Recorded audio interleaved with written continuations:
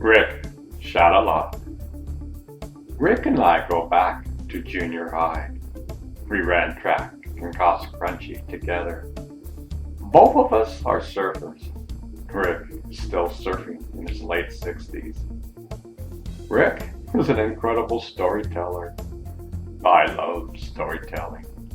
So many surfers have caught their last wave in life, yet they continue to surf on the other side. Probably the majority of them, their stories were never captured and are dust in the wind. Rick is telling stories about surfers generations ago. Rick, thanks for the incredible storytelling and keeping them alive. This is an article by Lynn Shellick. Nearly 20 years ago, Newport Beach resident Rick Chatillion was working at Newport Photographics when fellow local Ralph Myers, Rick's longtime 22nd Street surfing buddy, came in to have his collection of old 16mm reels converted to video. Ralph, along with friend Tom Jewell, shot the movies during surfing's golden era. As Rick worked converting the archival footage taken in the 1950s and 60s, he watched in amazement as the epic early days of surfboard riding in Newport Beach unfolded before him.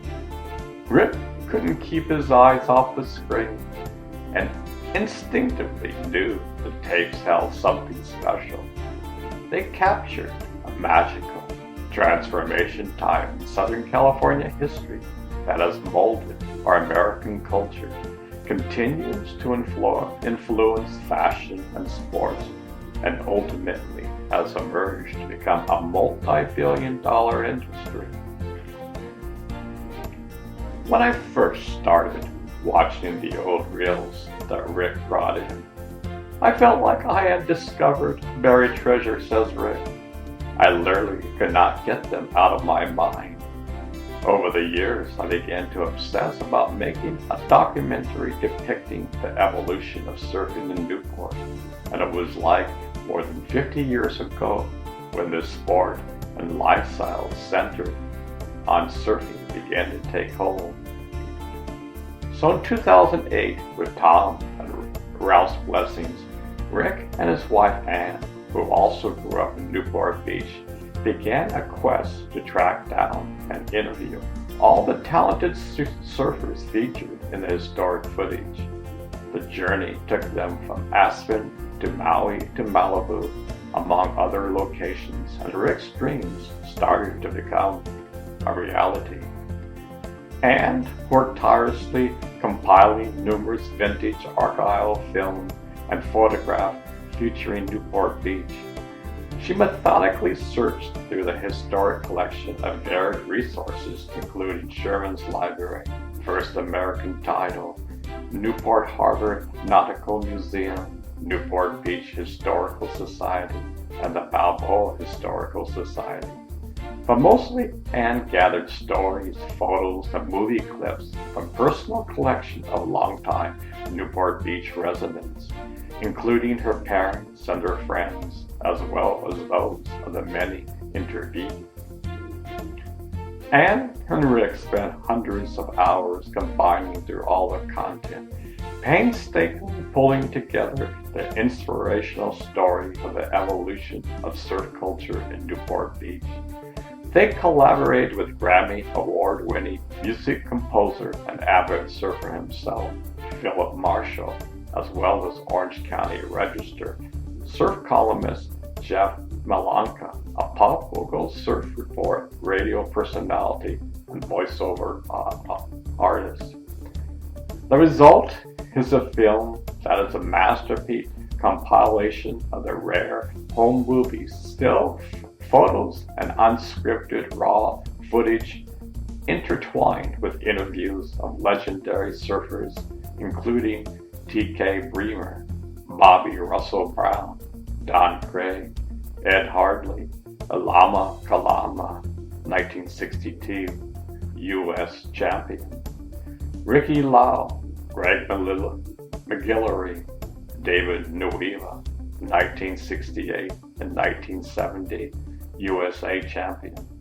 John Peck, Ron Sizemore, 1961 champion. Eric and John Valley, Walter Viszolet, and a host of pioneering surfers who first called Newport's famous 22nd Street their home turf, living the life, living the dream every day. Through it all, surfing's influence on fashion is readily apparent, and the clothes seen in the movie could be the same kids are wearing today. Bermuda shorts were in the fashion statement of the 50s. The only difference is trunks were made then by talented moms with sewing machines. As Anne pointed out during our interview, fashion doesn't evolve, it revolves. You can see it in the movie.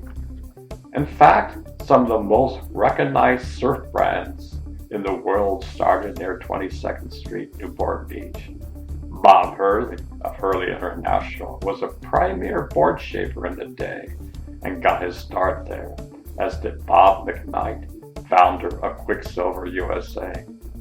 Think of OP, Hang Ten, Caton, Reef Pearl, Billabong, O'Neill, Oakley, RBCA, Fulcrum, etc. All have made a profound impact on the fashion industry. Fast forward to the 2010 Newport Beach Film Festival, where Living It Forever made its world a premiere to a sold-out crowd at Newport's landmark Lido Theater.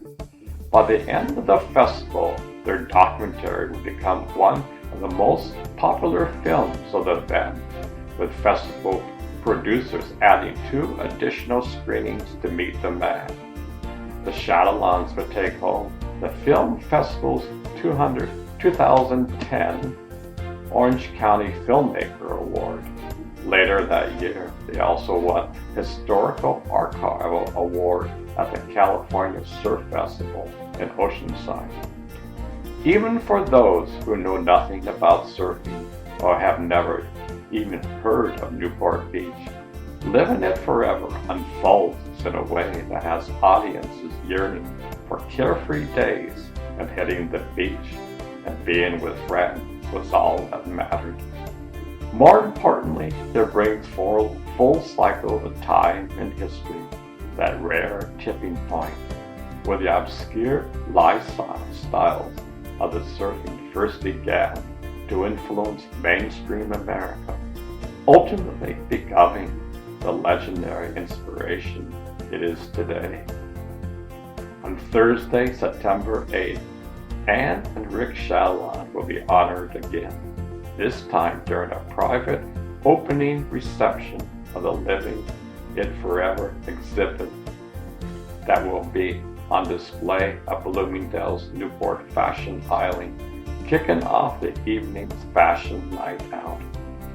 The display, complete with vintage photos and surfboards featured in the film, will remain on display at Bloomingdale's on the men's main level through September 8th.